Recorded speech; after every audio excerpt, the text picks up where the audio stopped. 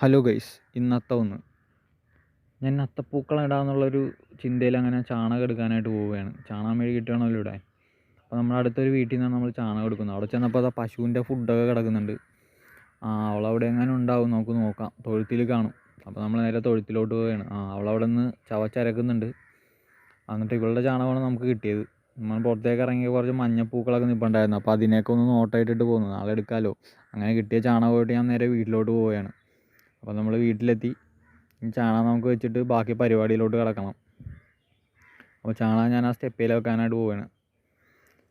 ചാണകം അവിടെ വെച്ച് ഇവിടെ ഇരിക്കട്ടെ.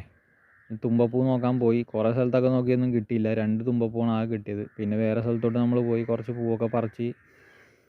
ഒരുപാടൊന്നും കിട്ടിയില്ല, കുറച്ചേ കിട്ടിയില്ല. ഇപ്പോൾ പഴയ പോലെ തുമ്പപ്പൂവൊന്നും അങ്ങനെ കിട്ടാനില്ല. അപ്പോൾ കിട്ടിയതും കൊണ്ട് നമ്മൾ വീട്ടിലോട്ട് പോവുകയാണ്. വീട്ടിലോട്ട് പോയി അവിടെ ചെന്ന് കിട്ടിയ പൂവിൻ്റെ ഇലയൊക്കെ നമ്മൾ കട്ട് ചെയ്തെടുക്കണം. എന്നിട്ട് നമ്മളൊരു മണ്ണ് കൊണ്ടൊരു തട്ടുണ്ടാക്കാനുള്ള പരിപാടിയിലാണ്. അതിന് കൊലശ്ശേരിയൊക്കെ എടുത്ത് ഞാനത് തട്ടാക്കുവാണ്. മണ്ണ് ഏകദേശം തട്ടായിട്ടുണ്ട്, റൗണ്ടിലൊക്കെ ആക്കി.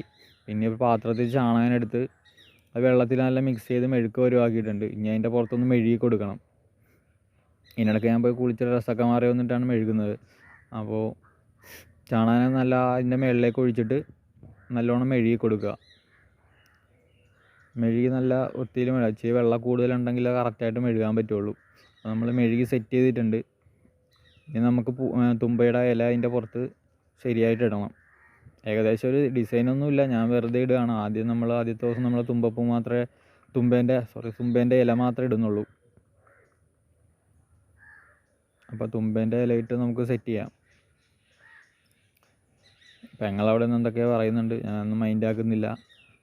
ഞാൻ അങ്ങോട്ട് തുമ്പേൻ്റെ ഇലയിട്ട് ഏകദേശം ആദ്യത്തെ ദിവസം നമുക്ക് ഇങ്ങനെ മതി. 2 ദിവസം കഴിഞ്ഞ് നമുക്ക് വൃത്തിയായിട്ട് ഇടാമല്ലോ. അങ്ങനെ ഇട്ട് ഇനി ഒരു വിളക്ക് വെക്കണം. അതിനായിട്ട് നമ്മൾ വിളക്കിൻ്റെ തട്ടെടുത്ത് വിളക്ക് സെറ്റ് ചെയ്ത് എണ്ണയൊഴിച്ച് നമ്മൾ മാവേലി മന്നനെയൊക്കെ മനസ്സിൽ കണ്ട് വിളക്കങ്ങ് കത്തിച്ച് ഓണത്തിനെ വരവേൽക്കുന്നതിൻ്റെ പ്രതീകമായിട്ട് നമ്മൾ വിളക്കൊക്കെ കത്തിച്ച് മാവേലിനെയൊക്കെ വിളിക്കാനുള്ള പരിപാടിയിലാണ്. ചിങ്ങം കഴിഞ്ഞ് ഓണം എത്താറായി.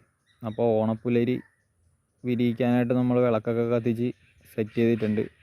അപ്പോൾ നല്ലൊരു ഭംഗിയുണ്ട് കാണാനായിട്ട്. പിന്നെ അടുത്ത ദിവസം കാണാം.